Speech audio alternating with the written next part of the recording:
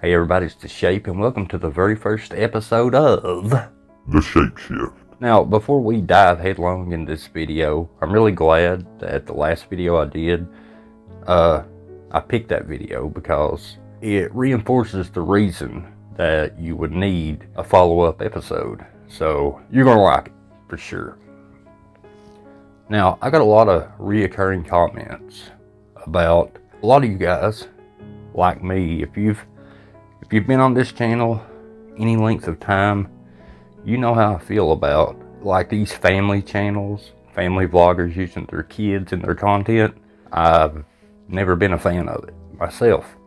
And I got a lot of comments of you guys, you don't like it either. There's a lot of reasons for that. Why do I not care much for people using their kids in videos?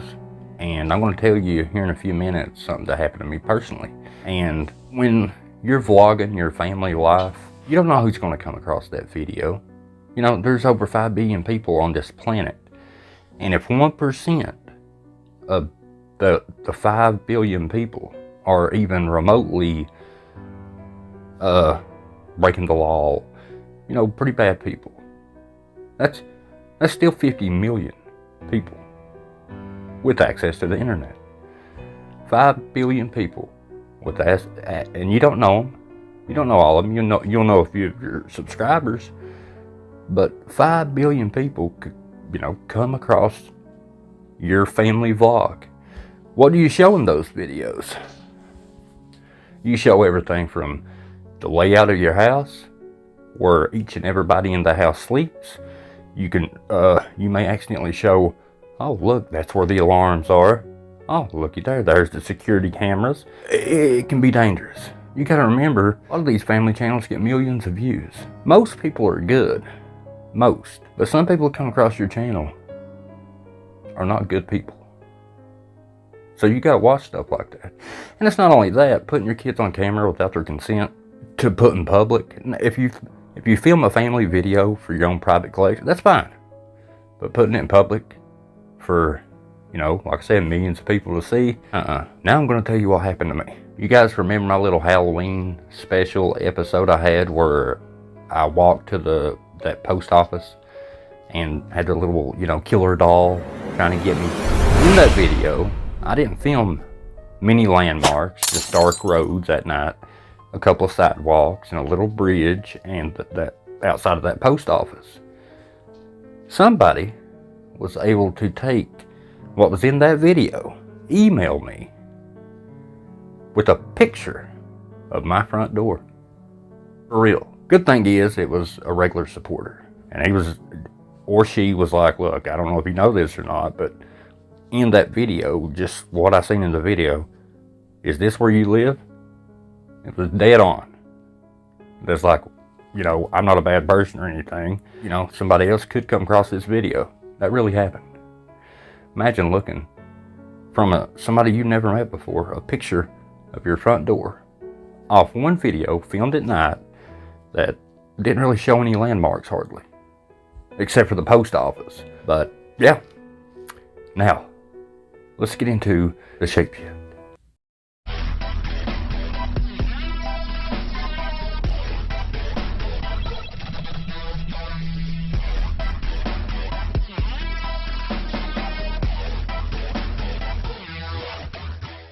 First clip we're going to dive into was a clip that I thought I had debunked pretty good, but after this comment I thought maybe I didn't do as good as I thought.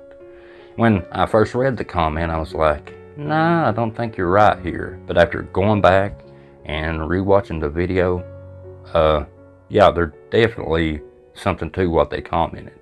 Now here's the comment. Sisters of Mercy writes 2 words, freeze frame. Anyone else notice the wig's hair was already frozen in the air before it moved?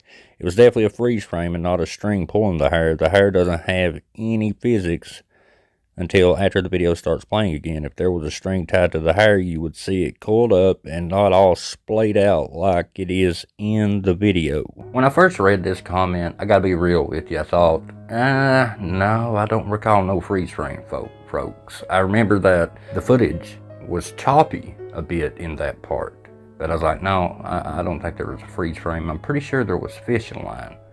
But what we're going to do is, we're going to look at a fast version of each pass of the camera and show you the difference between those passes of the Ghost and then the pass that has the hair pull.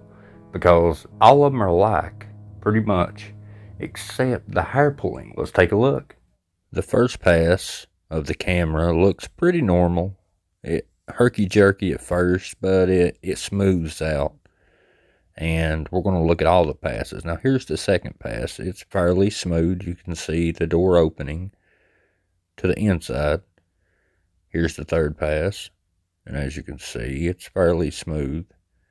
But then we come into the paranormal pass. And look how herky-jerky. Something really weird going on there. Then the hair drops. Then we go to the final pass. It's amazing that the clip with the hair looks completely different than all the other passes. So clearly you see the difference. You can tell that when the hair gets pulled, the clip is completely different and it looks funky. It looks frozen. Now, what frozen means, in case you're new here, is say I want to take that lamp back there, for instance. That one up there. A camera running, recording that lamp like this, like we're doing right now. You can see the light. It looks solid, but light isn't solid. Light's always moving and reflecting, and it's partially uneven, even if you can't see it with your naked eye. But when you take a freeze frame, let's take a freeze frame right now. And freeze. I call a freeze frame dead pixels and dead lighting. Right here, when you zoom in, everything's froze. The light and everything. But see, when you unfreeze it and you're looking at video, you can see all the light and, engaging with the surroundings. But when you freeze it, you can tell the light's not moving. Yet when you unfreeze it, you can see the light doing effects. But when you freeze it, the light's frozen. That's how you can tell. What I'm saying is, when you take a freeze frame of something, it makes the pixels look dead, right? Because light is no longer doing what light does. It's reflecting and bouncing. It's frozen in time. And yes, I 100% saw that when the hair got pulled. Let's look closer right now. It definitely looks weird. As the door starts opening, it starts like a real herky-jerky, and it looks froze, like time froze. And then it unfreezes, and the hair moves. But why would they freeze it? Right now it's unfroze. You can see lights reflecting and everything, but you can see when it freezes. See? Look at that. It's like a freeze frame. And then when it's unfroze, it looks like the lights, engaging with all the surroundings.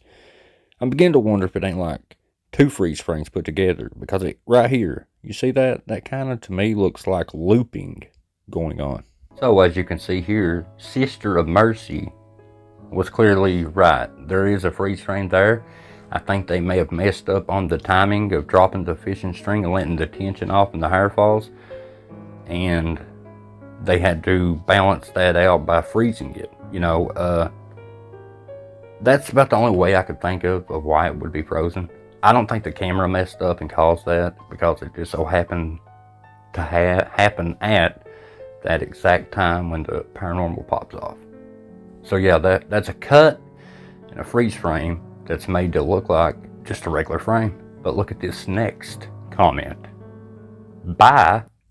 Jethro writes 2340. On the right hand side, a hand or something moves, switches something, then apparition appears. Also, all the flashing lights could help hide an overlay of some form of masking. When boy appears, the picture frame is all wonky, not straight lines and crisp lines. Shape shift will be a banger. Shapey Poo, rock on. Jethro, you're absolutely right.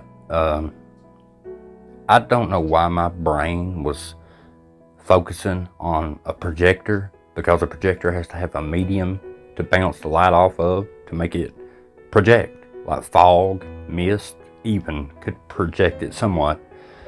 And it is an overlay. I don't know why my brain just couldn't comprehend that.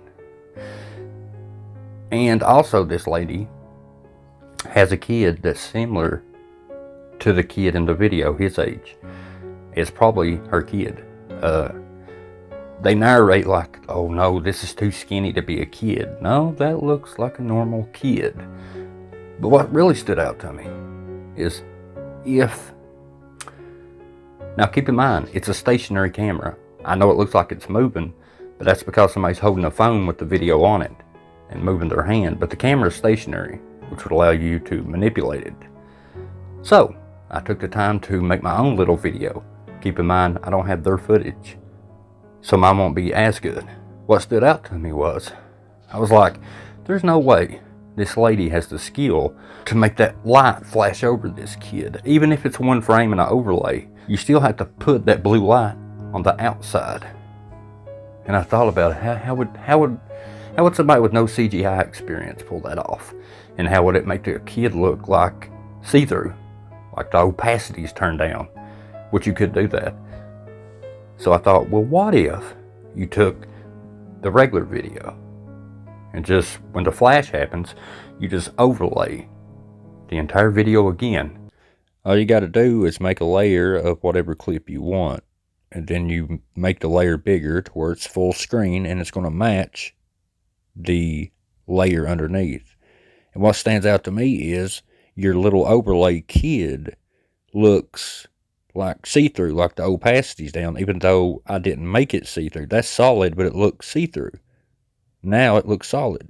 Well, no, first you add your little boy, the freeze frame, and then you overlay the flash again, make it full frame to cover it perfect. And then you turn the opacity down. It makes it look like the light is over top the kid, and it will make him look see-through.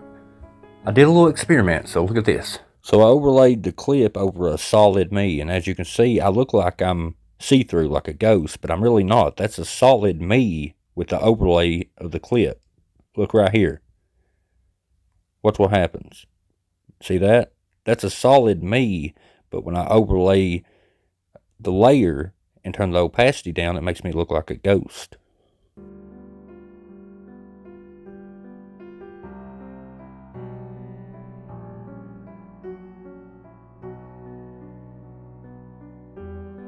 Mike Larry writes, the second clip, I just noticed that his walking is captured in the microwave door reflection, and he's walking parallel to a microwave but holding the camera out to his right hand side to record that room with the fan. I mean, before he switches the fan off. I don't know if this adds anything to the analysis, but I just found it a bit curious. Like, why didn't he walk straight ahead in the direction of where he's recording? I really wish we got to see the ceiling, but we don't get to. But we can see his feet in the microwave right here. You can see the guy's feet, and you see that. There's the room. He goes back there, and he turns the fan off. Then he backs up weirdly, like nobody would back up. You would risk tripping on those cords that are in the floor by walking backwards. The only reason he would walk backwards is because he wants to keep the camera pointed that direction. And that's what happens. He's like, I'm going to back up. And he just so happens to spin the camera in time to catch that knife shooting up. Mike Larry, I had a few comments on this video. I had a few say that there was definitely fishing line attached to the knife, going up to above the knife straight to the ceiling, like through one of those eye bolts that you can run fishing line through and make it turn a different direction. And yeah, you could have the string theoretically anywhere you want it. Some people said tied around his wrist, his ankle. It's possible. I don't know. I know that there was a string going up to the ceiling, but I don't know if somebody was there helping him or he could have done it by himself. But there was a few of you that said even the walking, the last part of the walking when he backs out from the van, and that right before the knife flies up, as he moves his leg, it correlates with the knife lifting up. So, I don't know, guys, on this one. Let's look at the next comment. Elwin writes, pertaining to the dollhouse, the Ring doorbell camera goes on the door frame, not the door. So putting it on the door is staging it for something happening to be seen. And I had a few comments about it. I had people say that, well, obviously, like Elwin here, the doorbell camera belongs on the house. And this was actually a good catch by you guys. The door camera was on the door. It belongs on the frame of the house where it's not moving. Why would you put it on a door where it's going to move unless that's the only way you could show the door moving inward, as if the camera was on the door. So yeah, that was a setup all along. The doorbell camera should be on the frame of the house that's not moving itself. The frame of the house, not like where you would put a doorbell. That's where the doorbell camera, you'd want it to be. Because why would you want something when somebody opens the door you can't see anything because the camera's moving? What I'm saying is, if the door camera was on the outside of the house pointing toward the room, you couldn't see this door moving. So that's why they put the camera on the actual door itself. That leads me to believe that, first off, and I had comments saying this as well, I got kids, and my kids don't even know what, at that age, they're not going to say, oh, I want a doorbell camera, and know what it means and stuff. And why would you put it on the door itself? So, because if you had it on the frame, you probably wouldn't see the door open. But if you put it on the door, you can see it moving because it's on the door. Elwin, you go, buddy. Next comment. Carrie Garcia writes, with the elf on the shelf, my theory is that there was a cut and that it was her little boy standing there, because kids don't have the patience to hold a camera to a video. You can hear the child's voice, and he seemed to be around that age. Thanks, Shape. Much respect. Carrie made some good points, and there's my little one-frame wonder there, folks. But when she brought up the age of the kid, how old the kid was, that really stood out to me. But what really stood out was this as well. Who is that? That looks like a grown woman standing at the end of the hall. Everybody's supposed to be in bed. So who is standing down there? Why, I think it's this lady right here. It looks a lot like her. I agree with you, Carrie. 100%. Also, as I was looking back on the video, did you notice back down the hallway a lady that fits the description of the mom? Did you not see her peek around the corner? I found that rather peculiar.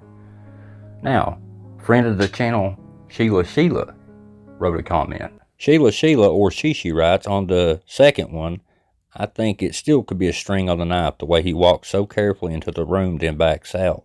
He could have had a string ran up from the knife up on the ceiling and then in his hand, or possibly even around his ankle. Then he walks back out of the room. He could pull a string, and one reason I think it could be around his ankle is because it looks like as if the knife follows his last filmed footsteps. The knife lives straight up, then out. Another thing that stood out to me is the guy starts walking toward this door right here to investigate, but he just all of a sudden changes his mind. He walks to the door. He's like, la-da-da-da-da-da-da, then he turns. He's like, nah, I don't want to go in there. I just want to go in this door over here in the kitchen. Mind-blowing stuff, folks. This is where he backs up, and the knife shoots straight up, falls on the kitchen floor because of a string. Shishi, you very well could be right. I mean, his footsteps do kind of match the movement of that knife shooting up out of the block. And can't prove it, though. Don't even see the string. The video quality really ain't that good, and you don't have that much to work with. But yeah, when you go back and look at it, like there was a comment that mentioned how he heard a noise in one room. He walks over to the door and doesn't go in. He just goes to the other room. Didn't make much sense. Good job, Shishi. Now let's see the next comment. Sonata Ghost Project writes, number 3, I think you're right about it being a shadow. I was wondering why it didn't come back after the bike passed through it. But you can tell from the light refraction that it's a foggy night. The shadow was cast on a fog bank. So in a way, it really was freestanding, and then the bike dispersed the fog. Sonata Ghost Project, you get Debunker of the Week. Now, clearly we see the motorcycle coming on a foggy night, drives right through the shadow figure, and the shadow figure disappears. Sonata points out a fact. Here's the sign. That's definitely the shadow of the sign, but it's on fog. That's the medium. That's why it looks like it's freestanding. You can see all the fog here, and when you turn the contrast up, you can really see the fog. But here's what happened, folks. As Sonata pointed out, there's the freestanding shadow that's actually reflecting off fog, a medium. And when he drives through it, the fog disperses. That's why it disappears. Here's my animation. Hey, look, I'm driving through it. The fog disperses, and the shadow disperses with the fog. Not a Ghost Project killed it with that comment. I mean, spitting fire, facts. I don't know why my brain didn't think of that. A shadow, in order to be freestanding, would have to have some kind of medium to reflect off of. Lack of light, or light itself, has to have a medium of some form. And it's fog. You can see clearly it's a foggy night. You can see the light bouncing off the signs. And when he went through the fog on the motorcycle, fog moves when you hit it. It disperses. That made the shadow disperse. Mind blown. But he also, or she, left this comment. Sonata also writes, number 2, I don't think this could be a projection. It would need something to be projected onto, like a dense cloud or a mist, like, the shadow in number 3. It looks very much like they just overlaid an image and it coincided with the flash of the light to give the impression that it revealed it somehow. The claim of a haunted toy was their excuse to be filming there while the lights are flashing. We've already spoken on this, but it's awesome, and that's why this series makes so much sense, because you guys can see things that I missed, and we're learning. Joby writes, 2318, I guess it's a hall at the end, the way the camera is facing, but is there a shadow there, like someone is trying to hide behind that wall and use a remote or something to hit it and make that kid pop up for that one frame? I don't know. It could be just me looking too hard into the clip. I know you might just want to go by what is actually just in this clip, but in another video I saw the same clip. It showed a little more. It showed her kid that looked like he would be 3 or something, in just my opinion here, but kind of made me think of how he would look standing there like that. Joby, you're onto something. Joby also writes, 2849, I agree that it was overlaid, but I wonder if the delay for him to swing at the ghost is because he was trying to figure in his head how long it would take for him to hit it, like if he had ran down the stairs and tried to time it, so when he was at the bottom of the stairs, he would know when to take a swing at it. I know it's most likely not even making sense what I'm trying to say, but it makes sense in my head. Correction, guys, I think Joby here spotted this person at the end of the hall. And another thing that I missed, check this out. He really did punch at the ghost and completely missed his timing. You can literally see his fist. He completely mistimed that. Good eyeball. Joby, all that makes sense. You said a lot of what a lot of other people said as well. But the last part's what stood out to me, and it's about timing. If you overlay a sound, if you don't know what you're doing and you don't edit and cut the sound together right, perfect actually, it looks pretty stupid. And I think you're right, because he was acting like a tough guy when the footsteps were above his head. He's like, you know, come on down here, I'll lay you out. I ain't scared, And then when it rushed at him, I think he just mistimed and didn't overlay the sound right. Yeah, I think that's exactly what happened. And trust me, my brain wonders as well. Look at all we're learning. Next comment. Jenna Menzie writes, the footsteps upstairs sound very repetitive, like they are the same sound played over and over again. Alright, Jenna, let's hear the first footstep. I'm here at my girlfriend's house by myself. She always said... Alright, Jenna, let's hear the second steps. I've never heard it. until now. Alright, Jenna, let's hear the third step. The house is a little old. I think Jenna's onto something. It sounds like either the same step or whoever's making the noise is standing in the same spot. Okay, I see you, Jenna. Comment below, guys. I want you to listen to all the footsteps and tell me, do they sound exactly alike, like he's reusing the same footstep sound effect? Kinda does to me, but comment below what you think. I'm curious to see what you say. Next comment. Wookie72 writes, I have a cheap security cameras, and when they are set to tracking mode, they pick up light reflecting off picture frames. That little girl has a color changing light pointing at the ceiling at the top left side of the door. The camera will react to that. Wookie72, you're absolutely right. There is a light up there that could, in theory, trigger the alarm. Aaron Gomez Waters says, I have a granddaughter about the same age as the first clip. She would have no clue what a doorbell camera meant or even did. And that's the comment I was talking about earlier. See, I don't have that particular view because I don't have kids. So it's nice to get that perspective, because I thought about it, but I wasn't for sure. But hey, she believed it. I'm going to keep that in. But she gave me a perspective I didn't have. Also, I wanted to answer a couple of comments, and yeah, take a look. Art the Enemy writes, where did you find your intro music?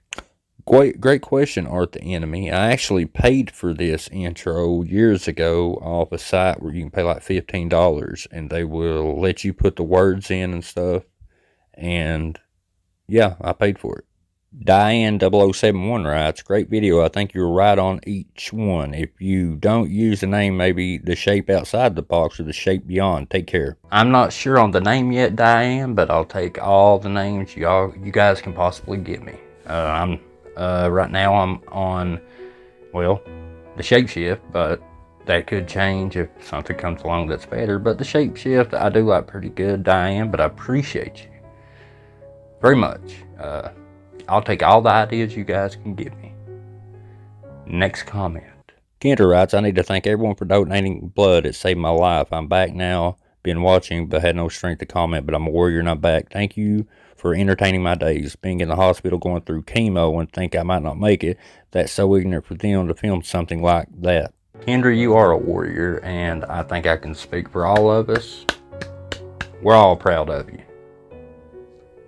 Ooh, that was wicked looking. And it come out perfectly. I see you, Kendra, but all jokes aside, we're proud of you. I'm really proud of you. I'm glad you're still with us. Here's to many more years to come together. And if anything I make helps your day at all, that makes every video worth it. I truly appreciate you. Now, guys, this is the first episode of the shapeshift, and this is kind of like they're all going to be, but now you know how it works, and you can do your comments to kind of help me help you. Like, you know how the format is. You can leave comments like timestamps and stuff like that, and that way make them as brief as possible. Like, maybe just big enough to where you get your point out, but not overly long. And keep trying. If I didn't get you in this video, I'll get you in the next one or the next one. This is an ongoing series. Leave all the comments, suggestions, ideas, theories, everything. And thank you for dropping by the Shapes Lab. On to the next.